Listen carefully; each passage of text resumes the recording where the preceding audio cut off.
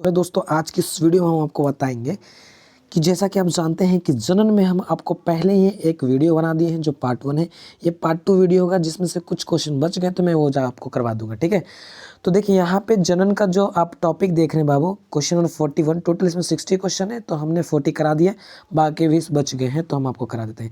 जैसे कि यहाँ पे क्वेश्चन नंबर 41 है, गन्ना, गुलाब एवं अंगूर के कृषि में किस जनन की विधि का उपयोग किया जाता है। ठीक है बाबू, तो देखो ये गन्ना और गुलाब और अंगूर का ऐसे ही सब पौधे होते हैं ना, जिन्हें आप आधा दूर से काट के भी रोप देंगे तो वो जम जाते हैं। जैसे कि ये क्या है बाबू, तो गन्ना है। यहाँ पे हम आपको दिखा देते हैं फिगर के द्वारा।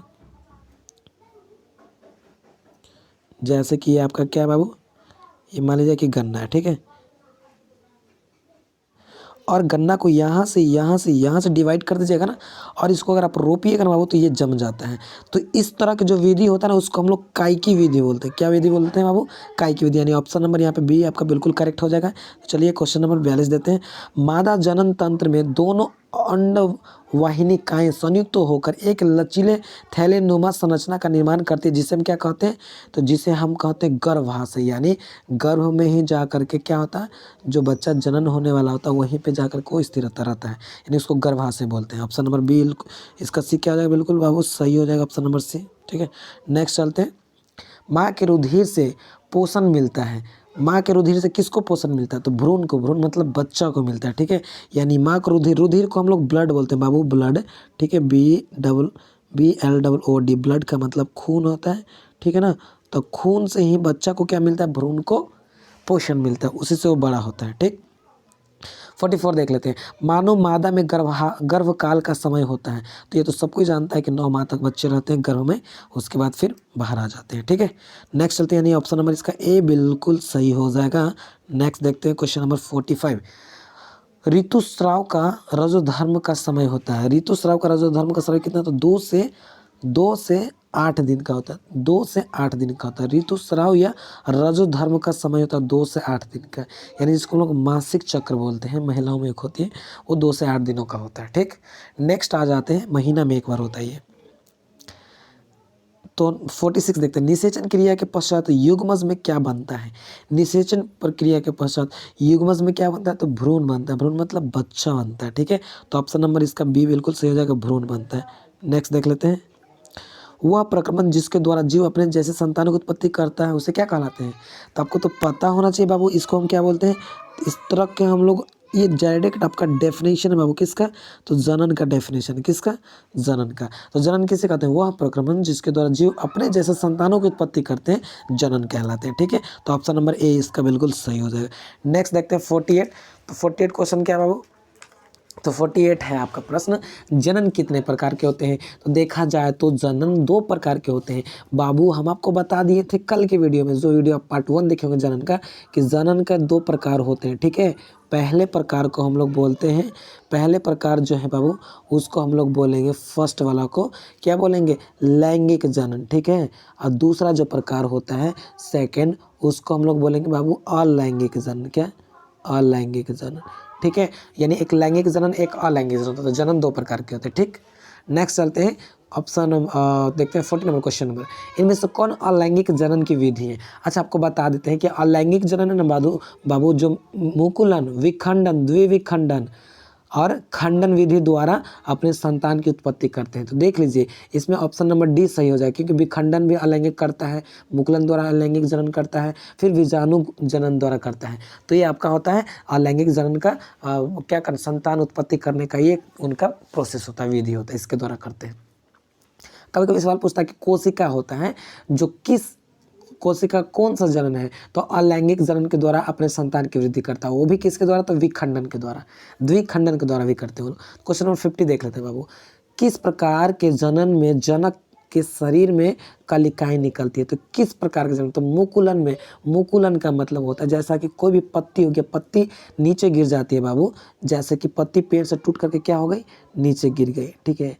तो ये पत्ती क्या होगी, इस पत्ती से क्या होने लगेगा बाबू, ऐसा रेशा की तरह जड़ निकलने लगेगा, और कुछ समय बाद ये पत्ती फरने लगेगा, ठीक है।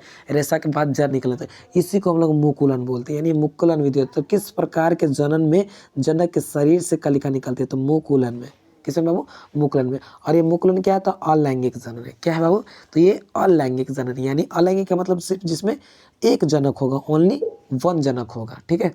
तो ऑप्शन नंबर ए इसका सही हो जाएगा। नेक्स्ट आते हैं ऑप्शन कितना बाबू, तो क्वेश्चन में देखते हैं 51 परागकोश में पाए जाते हैं। परागकोश में क्या पाए जाते हैं, परागकण पाए जाते हैं, ये तो सब जानता है। परागकोश में परागकण पाए जाते हैं। स्त्री केसर के आधारीय भाग को कहते हैं अंडाशय। स्त्री केसर के आधारीय भाग को कहते हैं अंडाशय, ठीक है।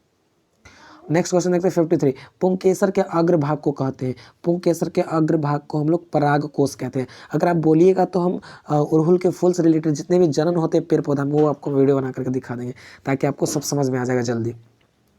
क्वेश्चन नंबर देखते हैं 54 निषेचन की क्रिया किस जीव में मुख्यतः होती है। निषेचन, तो देखो बाबू, निषेचन का जो क्रिया होता है ना, वो आपका होता है देखा जाए तो लैंगिक जो जीव करते हैं, लैंगिक जनन में होता है निषेचन की क्रिया। यहाँ पे क्या ऑप्शन नंबर, तो सी, पुष्पी पादप एवं जंतुओं में लैंगिक जनन की क्रिया होती है, ठीक है। मुख्यतः पुष्पी पादप एवं जंतु में होती है लैंगिक की क्रिया, ठीक है।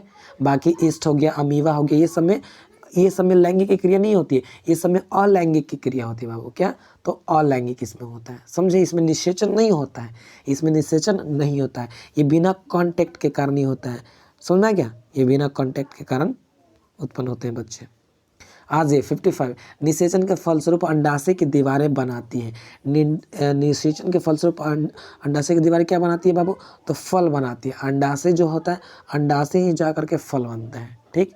बीजांड की दीवारें मोटी होकर बनाती है, क्या बनाती है, तो बीजावरण, यानी बीज के जो बाहरी का जो आवरण होता है उसको बीजावरण बोलते हैं। ऑप्शन नंबर सी सही हो जाएगा। नेक्स्ट देखते हैं 57 निम्नलिखित में से कौन सा भाग केवल पुष्प जननांग में पाया जाता है। आपको पता होगा, देखो पुष्प जननांग में क्या पाया जाएगा बाबू, तो देखो हम कल भी बताए थे कि ये पुष्प जननांग, ये पुरुष जननांग है, ठीक है।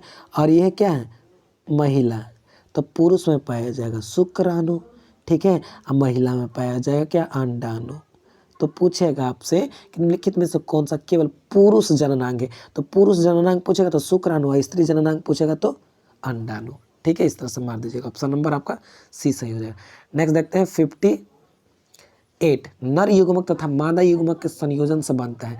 तो नर युग्मक तथा मादा युग्मक के संयोजन से क्या बनता है, जाइगोट बनता है, जाइगोट। ऑप्शन नंबर ए सही कर दीजिएगा। स्त्रियों के मासिक चक्र में एक परिपक्व अंडाणु किस दिन अंडाशय से बाहर निकल जाता है, तो 14वें दिन। किस दिन, तो 14वें दिन बाबू, देख लीजिएगा, ये सब आपको ज़्यादा समझ में आएगा। 60 क्वेश्चन देखते हैं निम्नलिखित में से कौन लैंगिक जनन संचालित रोग नहीं है। अच्छा, लैंगिक जनन का मतलब होता है बाबू, जो मेल और फीमेल के कांटेक्ट के कारण जो भी संतान की उत्पत्ति होती है वो लैंगिक जनन होता है, ठीक है। जैसे कि यहाँ पे है कोई पुरुष और यहाँ पे कोई स्त्री, जिसको हम लोग बोलते हैं, इसको ले लेते हैं बाबू क्या, मेल, ये मेल है और यहाँ पे ये फीमेल है। इन दोनों को कांटेक्ट से होगा तो इसी को निषेचन बोलेंगे।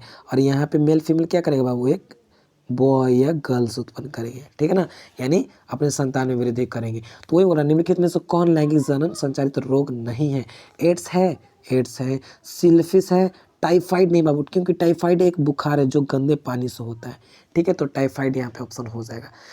तो ये था कुछ बाबू आपका 20 क्वेश्चन। तो आई होप आपको ये जनन अच्छा लगा होगा। अगर नहीं अच्छा लगा तो डिसलाइक कर दीजिएगा, बाकी आपके हाथ में। तो आज के लिए इतना ही, टेक केयर, बाय बाय।